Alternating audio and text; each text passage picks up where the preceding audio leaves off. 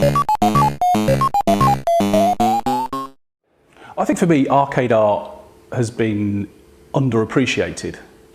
We see a lot of interest in comic book art and other forms of pop art, and it's almost been elevated to the point where it's now considered to be legitimate art in its own right. It's in galleries and it's in exhibitions, and it's pretty much mainstream. And I think gaming, particularly arcade gaming, has been as much of a kind of pop culture influence as anything else. Yet it seems to be massively underappreciated, and I wanted to make sure that this archive of arcade artwork that I'd managed to collect together was seen by as many people as possible. And really, it was a book that if I could have bought it, I would have gone out and bought the thing. And I remember sitting there, I looked through Amazon, I looked on a bunch of other kind of book websites, and found pretty much nothing. There was a reasonable amount about the games themselves, a lot about the development work, but very little about the artwork. And as a kid, I had not a huge amount of money. I spent a lot of time in arcades with no money in my pockets. So I ended up wandering around looking at the machines more than I did playing the games. So the artwork, I think, became really important to me. And I knew more, if you give me the name of a machine, I don't think of the game immediately, I think of the artwork, because that's what I saw as a kid. So the fact that that book didn't exist, I kind of complained about it for a while, and then realised that as a guy with access to the material and the ability to do the creative part, it's probably down to me to do something about it. And essentially that's where the book came from.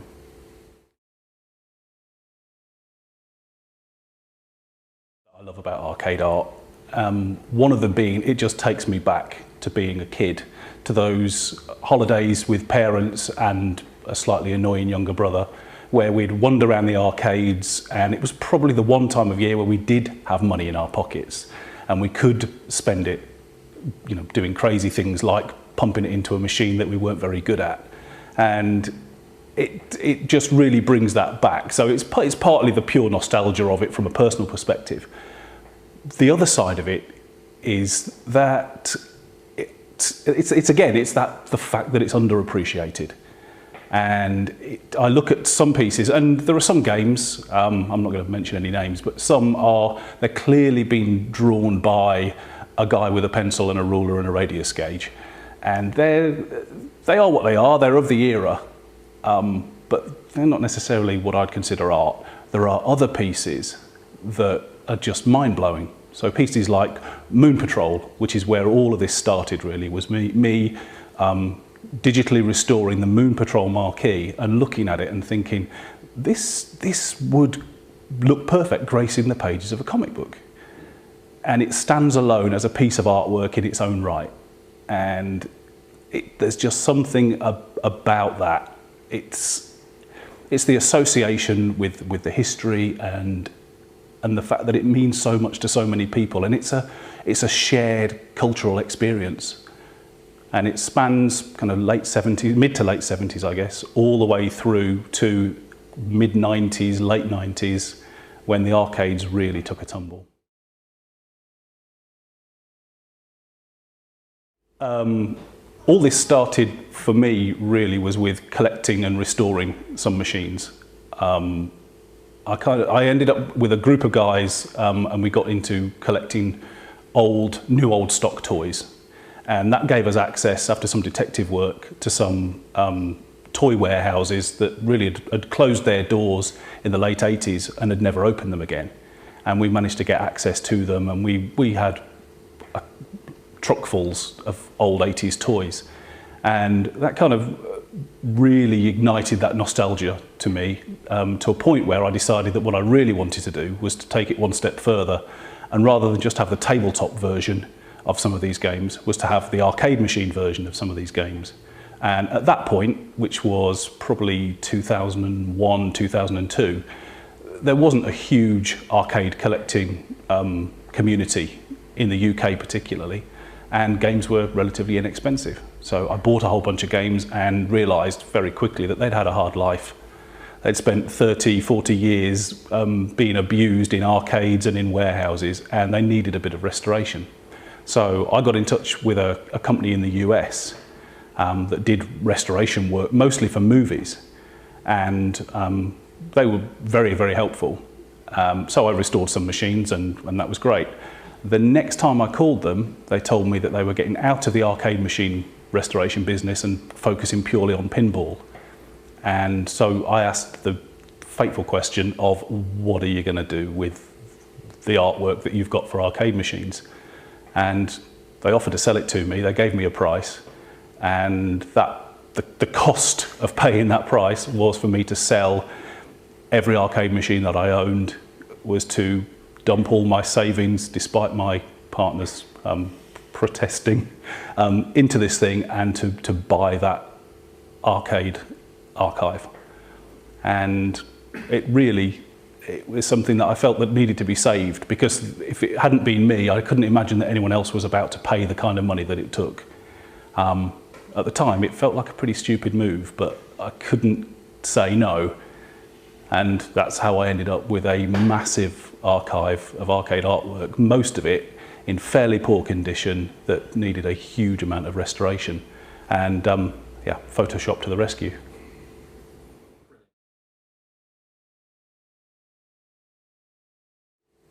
Deciding on the format for the book and the overall style was quite a tough one, because just by the nature of the size and shape of an arcade machine, you've got a whole bunch of very, very different pieces of artwork. So some 3:1 aspect ratio landscape marquees with a much more kind of a standard rectangular portrait style screen bezel.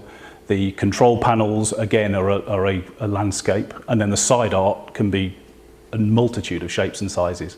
So originally, I really wanted to include all different types of arcade art, and it quickly became apparent that standardising on either just the marquees or just the side art was the way to go. And the marquees really lend themselves to a A4 landscape. By the time you've opened up those pages, they are the perfect size. So, and they're fairly close to one-to-one when it comes to the machines themselves. So that kind of made the decision for me.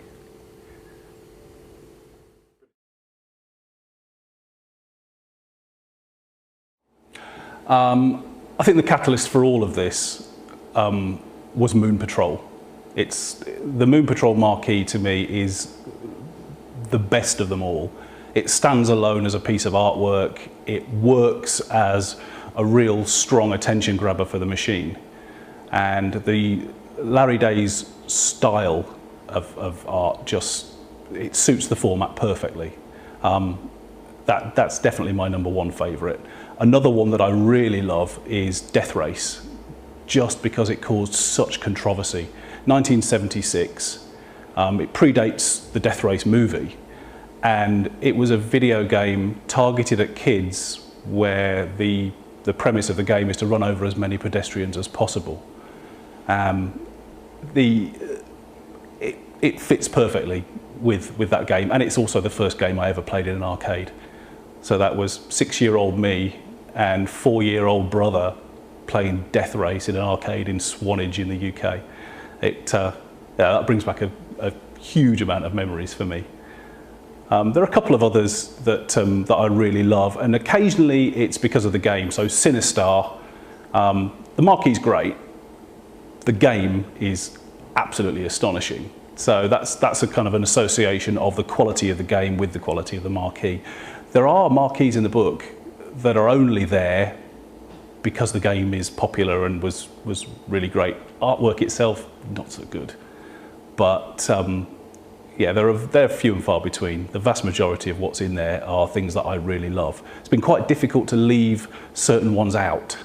And that's always controversial when you pick up a book and it purports to be, you know, a browser book, coffee table book full of everyone's favourite arcade artwork, and your particular game's not in there. I hope people understand. Couple that I left out for legal reasons. We could have pushed, and they could be in the book, but there are some good reasons why they're not in there. There are one or two where I just simply could not get quality artwork to work from. Space Harrier isn't in there, and it really should be, and I did manage to get through Arcade Club a really good, pretty close to new old stock Marquee, but for some reason Space Harrier used such thick plastic on it that it was impossible to get it to scan properly. It just is absolutely impossible to scan that Marquee because it's nearly 7mm of perspex between the artwork and the scanner, and it just doesn't work. And the one thing I said I wouldn't do was redraw any of the artwork for the book. Everything in that book is original restored artwork. It's not a reimagining, it's not a vector file of the original. So there are a few, not quite regrets, but there are a few in there that maybe they'll be in another one.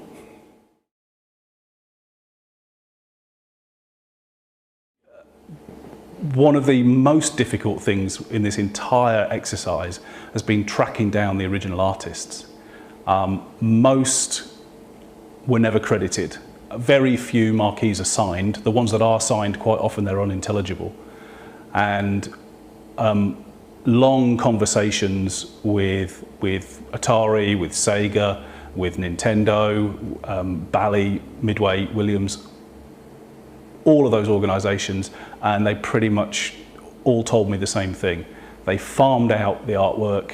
A lot of it went to advertising posters in Chicago, who are mostly famous for doing pinball, backglass and playfields. And they seem to keep a lot more records for the pinball artwork than they did for the arcade stuff. It was such a compressed time period from kind of 1979 to 1985 that they were just producing these things, just, you know, one or two a day in some cases. No records were kept, and very few of those marquees in the book we can associate with artists. So finding Larry Day, based on his signature on the Moon Patrol marquee, was a bit of a coup. And that first tentative email to Larry, just asking very politely in that very English way that I tend to work in, of are you the guy and will you speak to me about it, was that was an interesting one. And Larry and I have traded numerous messages over the past couple of years. He's been really helpful in filling in some of the gaps, putting me in touch with other artists that he remembers that were never credited. And what Larry did for me was pulled out some of the original concept artwork. So these are his own pencil drawings and drawings on tissue paper and the composites, literally back in the day when they would cut and paste. He sent me artwork where he has physically cut and pasted pieces together.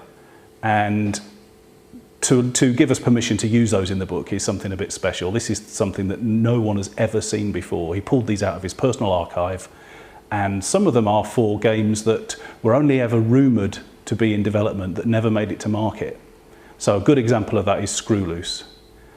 It was a game that there's one example of a board that's been found, and it was rumoured to have been in development. It never got quite finished, and it was never quite clear whether this was really destined to be a game.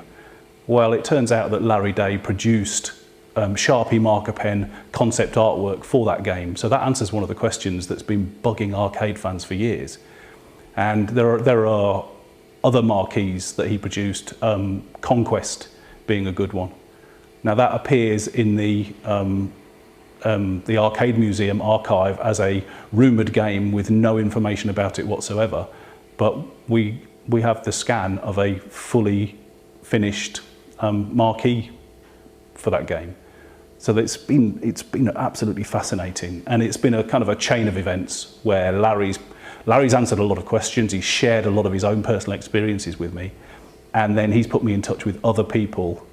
So it's it's answered a lot of questions and filled in a lot of blanks, and we now get to credit at least some of the people that created this stuff, whose names have never been mentioned before. There's a slight tinge of sadness to some of this.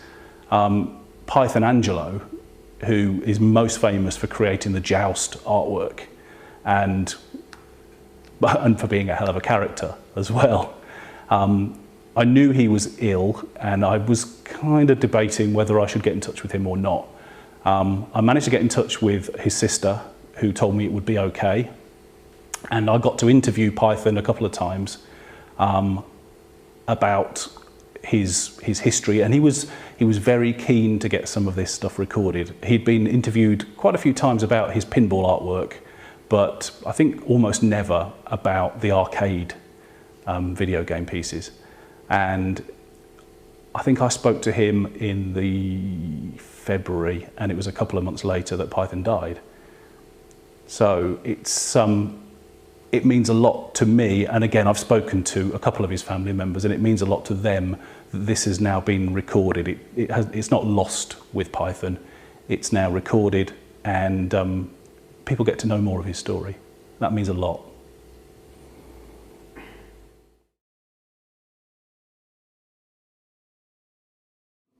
The original concept for the book, in my mind, was that it would literally just be a browser book of artwork in no particular order, and it would be almost like a treasure hunt.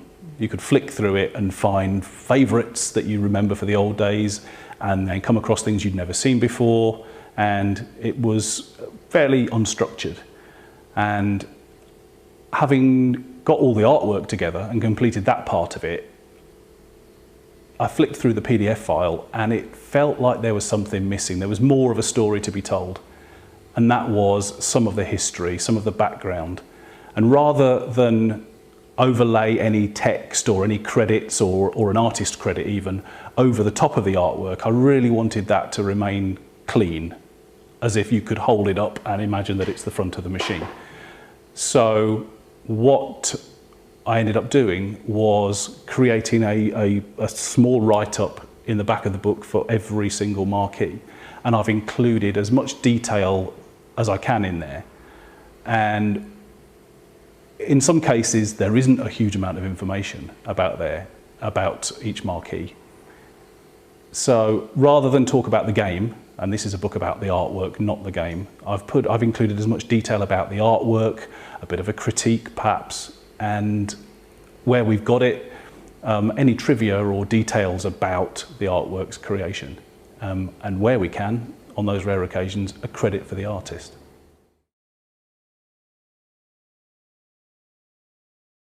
One of the questions that does come up, particularly for those that are not really embedded in the gaming world or the arcade world in particular, is, well, is this really artwork? It's more advertising, or it's just something to pretty up the black chipboard box that the game lives in. And for me, it's the first thing that you see when you hit the arcade. It's what attracts you to one game over another game. If your game of choice is Defender, you can scan an arcade and you can spot the game that you want from afar because you know what the Defender looks like.